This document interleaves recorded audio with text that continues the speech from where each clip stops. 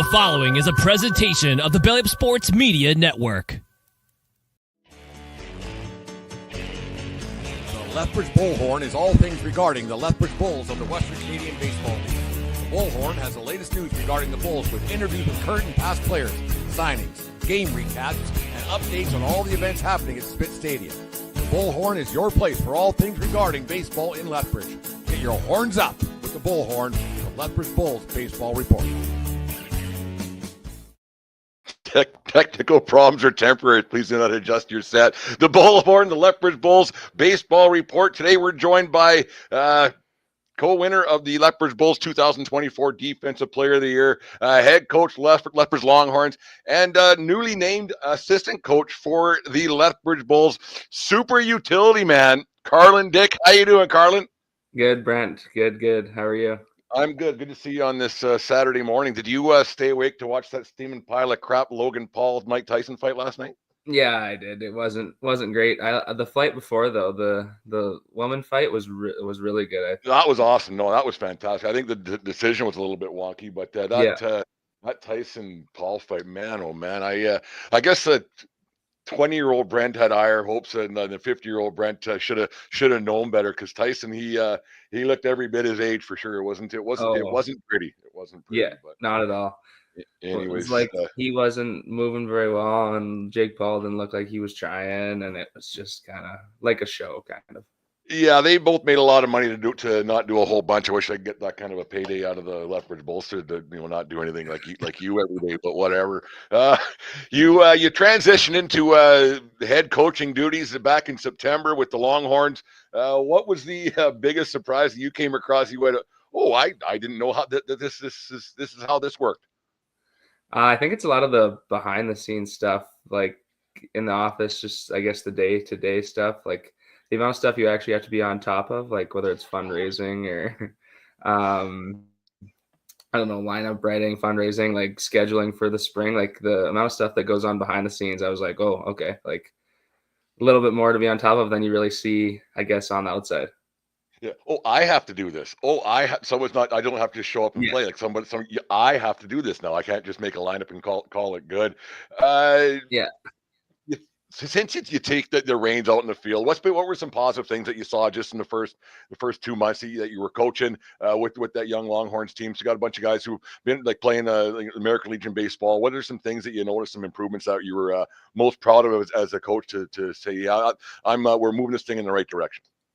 I think just the structure is the biggest thing. Like just like them having a plan each and every day that they have to execute. And I think their work ethic has really impressed me. Like they show up every day ready to work and ready to learn. And that's even transitioned into the winter time here when we've gone inside, like they're there and ready to work and they want to get better. And that's all you can really ask as a coach. And they've made tremendous strides in their skill and work ethic. So that's, I think, the biggest two things that I've noticed is the work ethic one is a really big piece for me.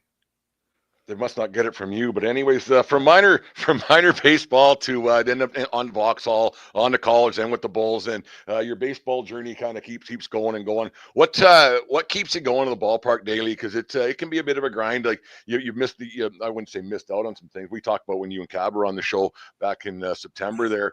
What are like the grind? Like you miss out on some things growing up and can't fool around and everything. But what keeps you going back to the ballpark on a daily basis? I think just I have a really good time at the field, like with the kids or with the other coaches. Like I just have fun being at the baseball field. And it's like kind of you can get away from everything else, like for that 2-hour practice. Like we tell the kids all the time, like no matter what's happened in your life today up until practice time, like you have this 2 hours where you can just go and be a kid and have fun playing the sport that you love. And I think that continues as a coach, like being able to help these kids get better, and you get to go to the park and have fun every day with them. Like it's still baseball at the end of the day, and whether you're playing or you're part of it as a coach or whatever facet that you're part of it, I think that there's these little things that you can find that bring you back to the park every day with a smile on your face. What's one thing you're like, now let's go back to your playing career. You call yourself retired. I just call it just over. Like you don't retire. Like I played hockey too. Like it was like it's just over, right? It's one of those things you got to just run out of games to play. What's one of the things that you're going to miss the most about playing the great game of baseball? Well, first of all, retired sounds a hell of a lot better than over. They're just done, yeah. Yeah, just done. whatever word you want to use, just done. I think I'm just gonna miss like that, like kind of fire and competitive passion. Like you have it as a coach too, but you kind of keep it in check, and like you're the steady Eddie, kind of even keel guy, and like you're not like coaches don't really show emotion in a sense. So I think it's that emotional side of things where you're like, all right, I get to play baseball today, like I'm getting fired up kind of thing. And I think that's the biggest thing I'll miss is just the energy and passion behind being out there on the field. No, it's yeah, to transition like, and you're doing it quickly because I think if you take any time off, you might lose that. Like you kind of have to get right into it. You can't just take a few years off and then come back and be a coach. You have to keep playing and keep things going a little bit. Yeah. Let's talk about coaching the Bulls now. Like it's going to be a big transition, I think, for you.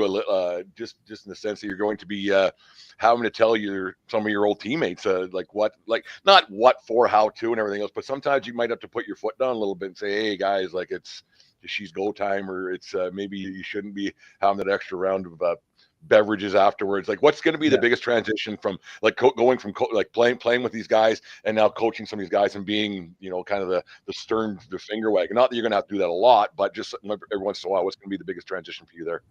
I think it's just the relationship side of things. Just like, yeah, I was buddy with them, like hung out with them a lot, and I'm still gonna we'll be around each other all the time. But I think it's just that slight shift in relationship where it's like, okay, coach player, not player, where it's like just that mutual respect. But I think if you have that respect for them, they have that respect for you. Like they're going to respect you when you kind of put the hammer down, I guess. But I think that's the biggest thing is going from, okay, I was a player last year, played with some of these guys, and now I'm coaching them. So the mindset shifts a little bit. But I think it's just the respect thing where you have respect for that guy and he had respect for you when you were playing. And now that transitions into coach, because the relationship's still going to be there. It's not going to ever really change that way. It's just a matter of shifting the little bit more respect. But it's going to be interesting, and it'll be a challenge for sure, but I'm excited for it. No, it should be interesting for sure. Let's get into this upcoming 2025 season. You and pitching coach Josh Bergman, head coach Ryan McDonald, and yourself are always looking at that whiteboard. Player signing here, player signing there. Who slots into where? And for all intent and purpose, the roster is pretty much set. And the Bulls have announced some players already. One being, of course, Big Jack Kaliski. What are you excited for Big Jack to be coming back for his third year with the Bulls? Team MVP and everything else, right? Yeah, I just look for him to continue what he did last year. Like he hit in the 4-hole every day last year and was our closer out of the pen. And I don't see his role shifting a whole lot at all. Like he's going to come out of the pen when the game's close, and he's going to shut it down and driving some runs when he's at the plate. So it's just a matter of having the right guys at the top of the order, setting the table for him to drive him in, and the pitchers before the 8th or 9th inning, keeping us in the lead and having Jack come out of the pen and slam on the door. Speaking of pitchers, young guy, he just signed his deal at North Dakota there. Seamus Ryan, having him around for a full season, that's not going to hurt this Bulls pitching staff at all, man. That kid, he unbelievable. How he just come out just stoic, and he would just mow guys down left and right. What's Seamus going to bring to this Bulls team this summer? Yeah, well, you kind of saw a glimpse of it last year, right? He came out every day and just kind of was like, you're not going to beat me, and went at guys. And that's, I think, what he'll do. He has a lot of confidence, and his poise on the mound is really good. So I'm excited to see what he brings for a full summer. And yeah, hopefully just all exact same or better as last summer, because that was pretty good, as most Bulls fans saw. So. Yeah, it's like you guys flew him in for game days or something every once in a while. He just showed up out of nowhere and struck everybody out, or got a bunch of ground balls, and the game was over before it even started. It was crazy to watch how he just doesn't throw really hard, but just he knows. I think the biggest thing for me, he knows how to pitch, and that's exactly. That's the biggest thing that I noticed from Seamus. Yeah, he can pitch. It's just that's really all it is in the Wick Bowl. Like if you can pitch, you're going to get outs. That's how it's usually worked in the last couple of years, and I don't expect it to change this year, like any level, really. If you can pitch, like he'll go to South Dakota State, and the pitch ability is there, and hopefully the velo can even jump a little bit, and that just makes him even better pitcher. So I think his ability to pitch and throw the ball, kind of put the ball where he wants to put it each and every time, is what makes him so effective. So throwing strikes matters, is what you're saying? Oh, yeah.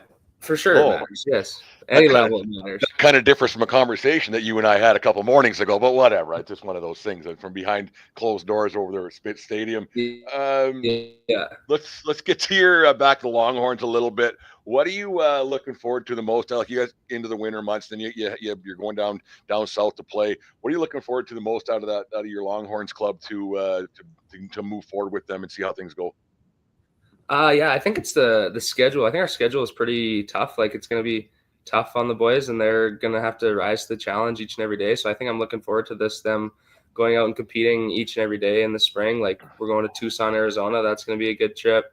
Kamloops for the college prep icebreaker best of the West. Like, those are going to be challenges for our guys, and playing Weber and Badlands. Like, we have our work cut out for us. So I think it's just building each and every day in the wintertime to get to that point. And I'm excited to see where we can get these guys and make something happen with them come springtime, and kind of set that culture for years to come and for this year and all that good stuff.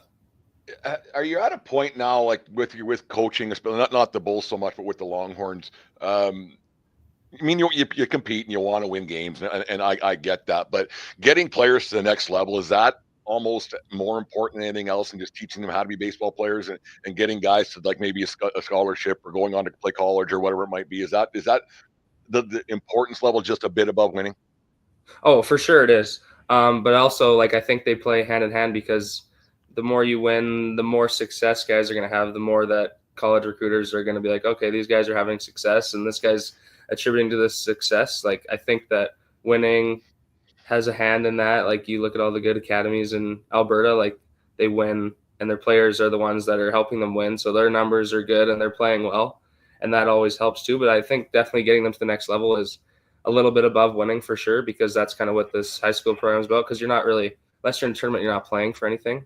And so if you can just develop them and get them better so that they can play at the college level, like, that's the ultimate goal, right? So, like, if it's like that, in my opinion, like, winning and getting them to the next level go hand in hand, because I think it's kind of a culture thing. Like, they realize that if they're winning, they're going to be playing better and they're going to have a better opportunity to get some looks for the next level.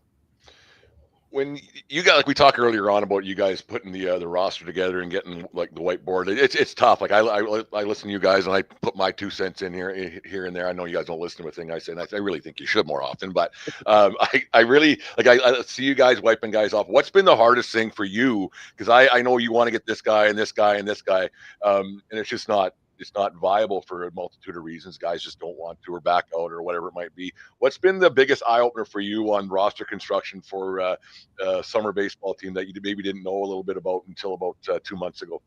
I think it's how many guys you have to commit to, like, especially on the pitching. The hitting side is kind of easy, right? Because they come and it doesn't really matter how many games they play, right? It's position players could play 100 and some games in a year and it wouldn't matter.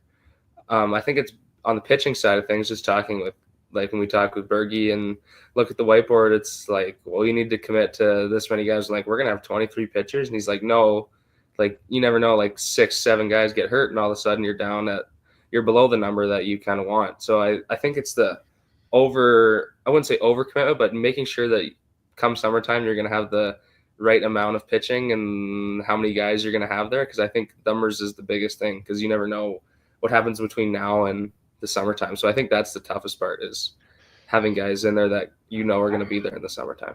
Well, you just look at last year's team with Dawson and Cole not being able to pitch, and those are 2 PBA guys, and all of a sudden, like, okay, well, that's 2 guys you were going to rely on to be front end guys, and all of a sudden, everything turned out, fine on the pitching end of things. You had a really good rotation, but it never hurts to have too many arms. I get a kick out of it. Like, your youthful exuberance is very much appreciated around the office, and your positivity, and you try not to get drugged down by grumpy old Brent and everything else, and around there, kind of just like, oh geez, here we go. Is that going to be something that you're going to bring to that Bulls team, that just to keep pressing forward, and more of a cheerleader role this year per se than anything else? Yeah, I definitely think so. Like, I don't foresee myself like laying the hammer on these guys all the time. Like, summer ball, like, as a player, it's something you get. It's fun, right? It's supposed to be fun. You're supposed to enjoy the environment. You're going to play baseball, and I think that's the biggest joy of what summer ball was playing like carefree really. Like you obviously want to win, but you're not. There's not as much like pressure to perform all the time. Like it's a much more conducive environment to having fun and playing hard and the same. And I think that can be really good, but definitely something I'm going to bring to the table each and every day. Like I want the guys to attack and win and get after it when they're on the field, but I'm going to like have a smile on my face all the time and pump them up as much as I can and help them out as much as I can. But definitely as a first year guy, like trying to learn the ropes a little bit more will be more so my role, and just picking guys up and helping out in any way that I can. With some of the guys, we haven't announced all the players yet. Like the roster's pretty much set. There's gonna be change, like you said earlier.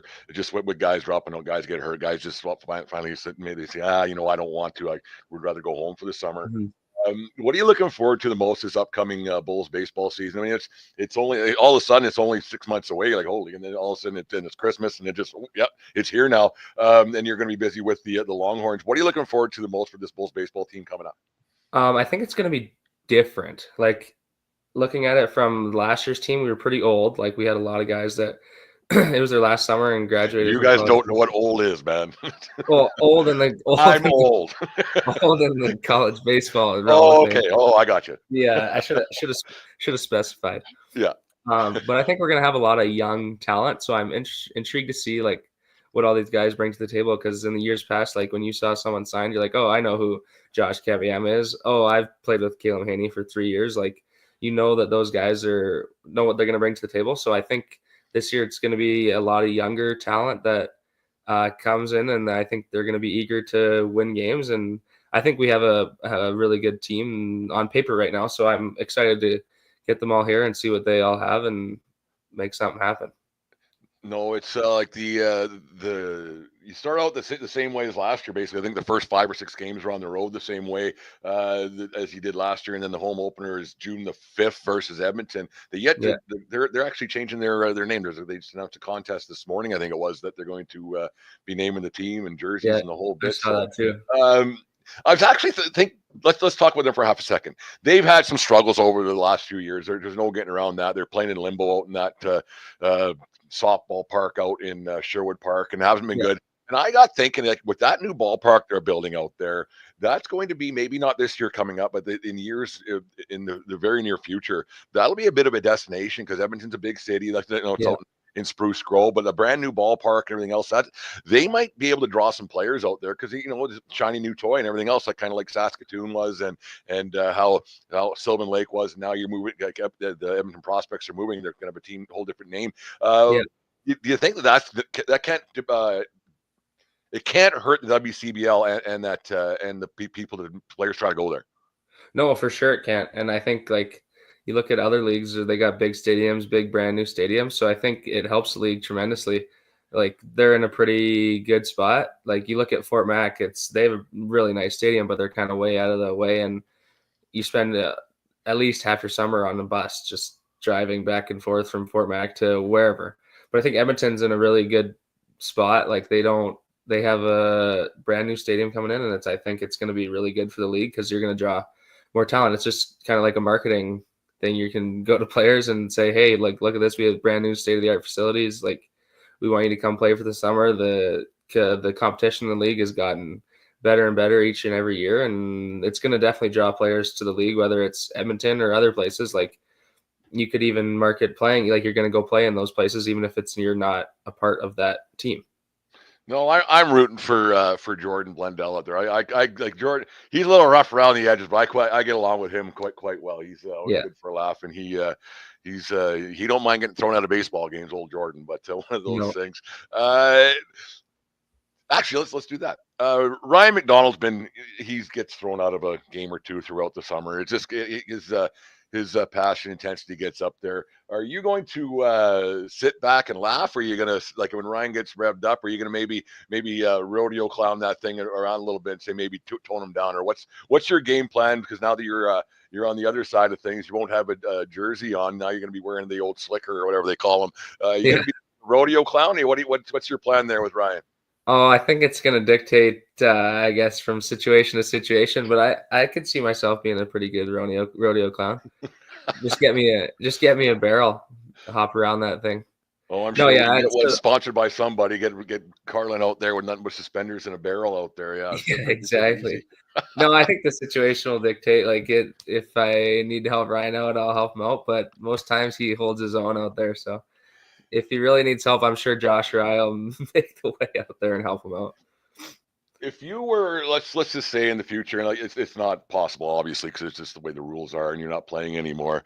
Let's say if there was some way, like this goes back to Saskatchewan League, back in 26, 27 years ago now, when player coaches and the whole bit. If you were called upon to take an at bat, say mid-July, how do you think you'd fare without swinging it all summer long? Not great at all. Not good at all. I tried to swing a bat at one of our Longhorns practices in October, and I just felt like a fish out of water. It's just funny how you swing a bat for your whole entire life and you never really lose it, and then you stop swinging one fully for 2 months and you feel like you've never picked one up before. So I don't think I'd fare very well. That's all it took, 2 months. Yeah. I can't imagine. So I haven't swung a bat, I think, since about, I played some softball in about, 2004. Yeah. 20 years. And that's 20 years. And it was probably 15 years before that. Yeah, I don't think it would go very well. Maybe I'll give it a shot this spring we'll go behind the cage or something, see how that works. It won't. I think BP would be okay. The on the field against the live pitcher would be pretty rough. There's no way I would ever be able to hit live pitching. Like I'd be too scared. It wouldn't, because at least when you're umpiring, you got a batter, it might hit him. The catcher's going to save you. Then it might get to the umpire. You got all your gear on. I'd be too scared. Like it would frighten the hell out of me. There's no way. See, I feel like umpires, they get it in the worst spots because they're not ready for it, where a hitter is ready for it, so they can turn a body part that would hurt a little less towards it. Umpiring WCBL, you work behind some different catchers now and then, so you're always prepared to take one. There's no getting around that. Yeah. Player you're most excited to see now? Like we haven't named all the players. We try to do it on social media. We can have breaking news here. Who you're really excited to see either come back for his first for another year with the Bulls, or for his first go around here in Lethbridge? I think for first go around here in Lethbridge, it's one of my teammates at Canisius actually is shortstop is JC Spinoza. I'm really excited for him to get here and see him play in Lethbridge and like have fun with him and have him play for the Bulls, which will be really cool.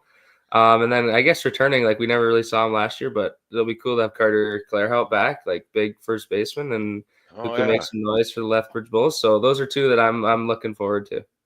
No, Carter, I quite like Carter. He's always got a smile on his face, old twinkle toes jumping over the line all the time. We got to put an end to that, but that's one of those things. That's maybe a management thing has to step in on with that thing. But it's good. I think it's going to be a lot of fun. We got some things brewing behind the scenes to really get the season on the right foot and hopefully be really competitive. Maybe bring a championship back to Lethbridge. Is that the ultimate goal? Yeah, I think it is for sure. The ultimate goal is to win a championship. Like the league has got more and more competitive each and every year. So I think being right up there, like you look at that series in Okotoks last year, like we took them to the brink, like 13 innings, and they ended up winning the whole thing. And I think we're right there with them. At least we were last year. And I think as a team this year, I think we will be as well. So I'm looking forward to that competition. But I think there's a fine line between winning and having guys get reps, because in summer ball, like a lot of coaches will send players there that haven't played much for their school to get reps. So I think there's a fine line of making sure that everyone can get their reps, but also wanting to win. But I think we've put together a team that you can put any guy in each and every given day and have a chance to win. So I think that's a good problem to have. That's got to get a little bit frustrating, for the coaching. Like they know they got to get guys in, but you still want to win. But there's still relationships with the coaches, the college coaches, because you want guys to come back next year, and you don't want to make the coaches mad. Then they'll say, you know what, I'm not sending players there ever again. Yeah, it's such a fine line, and you really got to have a nice balance in there. That's why maybe having guys who are on the twilight of their baseball career, because he's here just for some at bats and have some fun for his last summer baseball. So if you can load up with guys like that, that might be more beneficial. No, for sure it is. And like the WCBL is a league where you can play, like a lot of leagues you can't play after you've graduated from college, but you can finish in the WCBL. You can be a college graduate and finish that year summer ball out in the WCBL. So I think that's a really good bonus to have. And those guys, like, they're not playing for a college anymore. Like, they don't really care. So it's, at the end of the day, those guys are good to have, but it's also good to have those relationships with the young guys in schools everywhere, because then they go back to their school and they're like, oh, I loved it in Lethbridge, and then all of a sudden we get their next best guy or next good player from them. And I think that's how they get, like, especially Josh and Ryan, like, their relationships. I think those are how those are built and have been maintained the last couple of years. See, I'd be different. Maybe that's why you guys don't include me in those conversations. I want this guy. I want this guy. I don't care. He's going to get this many at bats. That's it. I don't care. We want to win, because if we win, when the team wins, more people come. Pretty simple. Nobody pays to watch their home team lose. You're thinking from the marketing side things. Yes. Relationships don't matter to me. Steinbrenner-ish. Get out, get in, whatever. Win. Exactly. Sell no, more yeah, beer, winning sell is more for hot sure dogs, sell important. more t-shirt. Win. Yeah. Exactly. Yeah. Right off like a Band-Aid, man. If you don't produce, get out. Yeah, there you go. I probably just set back the Bulls organization by 10 years with that statement, but whatever. Yeah. One of those things. Carlin, we'll get 5 easy questions. We'll get you out of here to go and enjoy your Saturday. What are you doing? What are you doing all day? Nothing. Absolutely nothing. Probably watch some college football and then the PBA poker tournaments tonight. So I'll go play in that. I've never played poker before. Who's your college football team? I don't really have one. You don't have one? No, I just like watching. Yeah. Same with the NFL. I don't put some money down. Put some money down. You look like a degenerate in the closet kind of gambler. No. Why would you waste your money like that? That's just spoken like a true gambler right there. 5 easy questions that we'll call her good. First one, does pineapple belong on pizza? Nope. Good. That's one actually right. Get rid of one. Pub food. Chicken wings or nachos? Nachos. Good answer. 2 for 2. Yeah, 2 for 2. Name a song you know all the words to. Ooh. Call Me Maybe, Carly Rae Jepsen. There you go. I like that song, actually. I still tap my toe to that one. I'm not. Yeah, I think I heard it in your I'm office. not embarrassed, or I'm not too proud. I'm not either. Who would win in a fight to the finish? You or your brother Cardell? Oh, me, for sure. We almost had a brawl this morning over the phone about fantasy football, but because now you're a retired athlete, he would kick the tar out of you. Yeah, but I'm getting and he'd laugh the entire time. I'm smiling away. Grown man strength, so that's a different animal. Old man strength. And last one, most embarrassing moment as a Lethbridge Bull. Ooh. I don't know. Probably dropping a fly ball in right field or something. I know what I did. I think it was last year. There was a pop up on the infield, and I was like backpedaling at first base, and I fell over, and the ball landed like 3 feet from me, and Caleb's standing over top of me laughing. That was probably it. That's good for you. A little humble pie once in a while. Yeah, exactly. Yeah, it tastes pretty good. tastes pretty good. No, Carlin, thanks for doing this. We'll talk Monday about roster construction. We'll get this thing in the right direction. I really do think you guys should include me in these conversations a lot more. Well, yeah, I'll have to tell Josh that. Maybe he's the one that's keeping it. I love having you around. I don't know what Josh is going through his head. So we might need to have an intervention tomorrow. I think there needs to be a conversation about how to. I mean, you don't have to listen to it like that. You can just nod your head and make an old guy feel good. So, yeah, exactly. Give me a Brent and give me a pat in the head and tell me my merry way. Your merry way. You'll be sitting at your desk. Sitting at my desk, just around the corner. Oh. Yeah. Look at me. Here I am. No, Carlin, thanks very much for joining the Bullhorn. We'll obviously have you on as the season gets going. Finger wag. Actually, let's do this. 56 games. Give your way too early prediction on November the 16th, 2024. 56 games. What's the Bulls record going to be next season? See, what did we have last year? 36 and 20? That sounds about right. Yeah. See, I think we're going to be right around there. I'm saying 38 and 18. Does that add to 56? That does. Good math. Okay. You know, I'm so proud of you sometimes. Like, you never cease to amaze me. Just the knowledge and the math and everything. You did tell me since I was under 24 years old that I shouldn't be allowed to talk. So You're getting smarter. I like that. I like that about you, Carlin. Let's. We got a little word from the biggest signing. We'll play that little clip if people haven't seen it, and come back to talk about the upcoming schedule a little bit. But Carlin, enjoy your day watching college football. Go and win a poker tournament. Put some money in your pocket. Is it a cash game? Yeah, I gotta watch. I think I'm gonna watch some YouTube on. See, you're a degenerate. Right I can tell you're a degenerate gambler. No. Yeah, you said. I've never played poker before. How could I be a degenerate? I don't think you could pay attention long enough to play poker. You got the attention span like me, looking around. I'm going all in first hand. There you go. All right, Carla, we will talk to you on Monday. Thanks for doing this here. Thanks for joining us on the Bullhorn Leopard Bulls baseball report. Thanks, Brent. Enjoy your Saturday too and Sunday. Bruce Springsteen tonight, my friend. Bruce Springsteen. Where? Calgary. Oh, enjoy. Oh, it's going to be a good one. The Boss. I haven't seen him before. It's going to be good. Yeah. Is he going to have a red hat in his back pocket? I think red hats mean a little different now than they used to back when he did the Dancing in the Dark video and the Born in the USA video. It's a little bit different. Fair enough. Yeah. I'm not saying one side or the other. I'm just saying it's a little bit different now. Yeah, I know. I get what you're saying. All right. We'll talk to you on Monday. Sounds good. Thanks, Brent.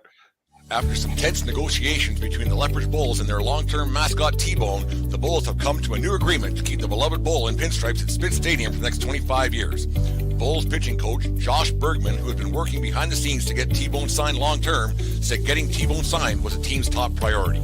T-Bone and his representatives ran some pretty tough negotiations at the end of the 2024 season, and the demands were pretty high. And some of us around the Bulls weren't sure if we're going to be able to get this deal done. But GM and owner Kevin Kavami stepped up and he got the contract done.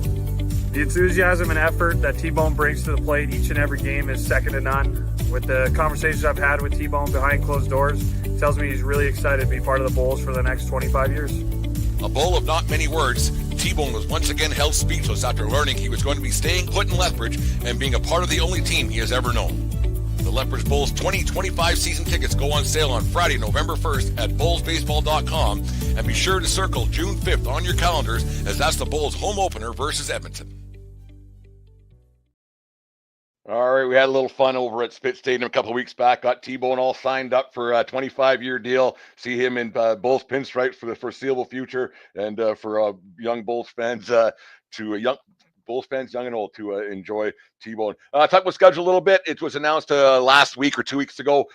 Thursday, June the 5th, the home opener against the yet-to-be-named Edmonton team, the Westco home opener, so make sure you circle that in your calendars.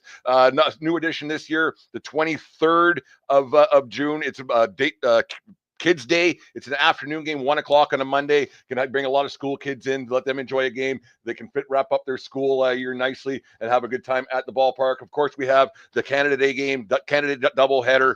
That's always fun to get out in the field to watch the fireworks afterwards. Family Fest that for the afternoon game. So we have a lot of stuff going on around the ballpark. So that'll be a lot of fun. Pause in the Park night's always a good one. And other games that are going to happen. Lots of stuff going on around Spitz Stadium. A new merchandise coming out. Some new hats that are coming out for the fans to enjoy. So a lot of good stuff is happening around Spitz Stadium, around Lethbridge Bulls. So it should be a lot of fun this upcoming Lethbridge Bulls WCBL season. So make sure you go to bullsbaseball.com and get your season tickets now. Got some specials for people and some giveaways and some extra added perks for season ticket holders. We're working on some group sales and some flex packs and things like that for people to come out and enjoy the ballpark, not just on the patios but up in the stands as well. So it's a lot of fun stuff. Going to be a lot of fun having Carlin around the team on a different level this year, and so it should be a lot of fun at Spitz Stadium and Lethbridge Bulls, and hopefully bring a championship back to Lethbridge. So there it is. There's the Bullhorn, the Lethbridge Bulls baseball report.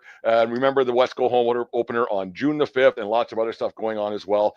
Next week, we're going to be talking a little bit about the Canadian College Baseball Conference and the upcoming World Series. It's May long weekend here again in Lethbridge. So we're going to be talking about that and get that in the forefront of people's minds, especially around Lethbridge, to come in and watch some great college baseball and support the Prairie Baseball Academy. So there it is, the Lethbridge Bulls baseball report, the Bullhorn. Thanks for watching. Thanks for listening. Make sure you subscribe to our YouTube channel. I got more stuff coming on, more content being added as we move forward to the holiday season. So there it is, bullsbaseball.com. Get your tickets today, and we will talk to you guys again next Saturday morning. Lethbridge Bullhorn is all things regarding the Lethbridge Bulls of the Western Canadian Baseball League. The Bullhorn has the latest news regarding the Bulls with interviews with current and past players, signings, game recaps, and updates on all the events happening at Spit Stadium. The Bullhorn is your place for all things regarding baseball in Lethbridge. Get your horns up with the Bullhorn, the Lethbridge Bulls Baseball Report.